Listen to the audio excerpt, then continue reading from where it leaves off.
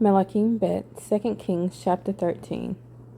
In the 23rd year of Joash, son of Ahazyahu, sovereign of Yehuda, Jehoahaz, son of Jehu, began to reign over Israel in Shomeron, and reigned 17 years. And he did evil in the eyes of Yah, and followed the sins of Jeroboam, son of Nebat, who had made Israel sin. He did not turn away from them.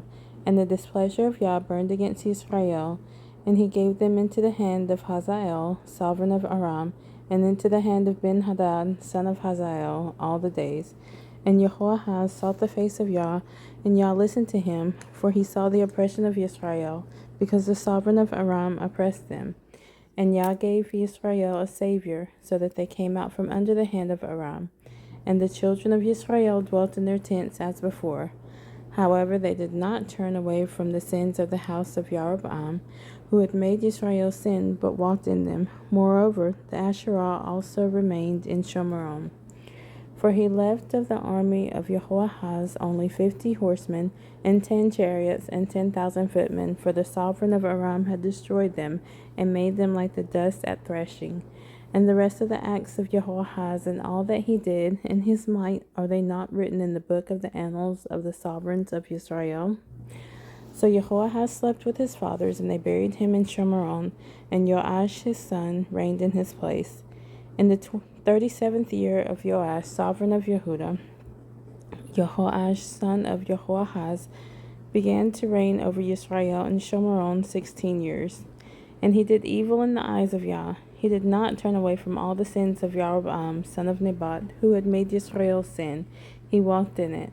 And the rest of the acts of Joash and all that he did, and his might with which he fought against Amaziah, sovereign of Yehuda, are they not written in the book of the annals of the sovereigns of Israel?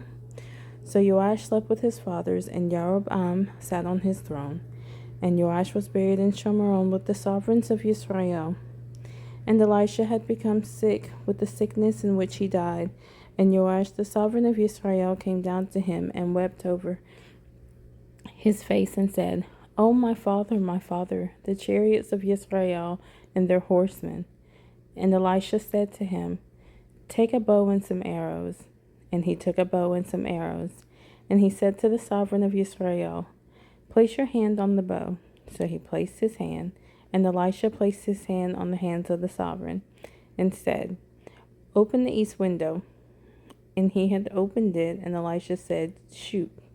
And he shot. Then he said, The arrow of deliverance of Yah, and the arrow of deliverance from Aram, for you shall strike Aram at Aphek until it is finished. Then he said, Take the arrows. And he took them. And he said to the sovereign of Israel, Strike the ground. And he struck 3 times and stopped. And the man of Elohim was wroth with him and said, You should have struck 5 or 6 times, then you would have stricken Aram till its utter destruction.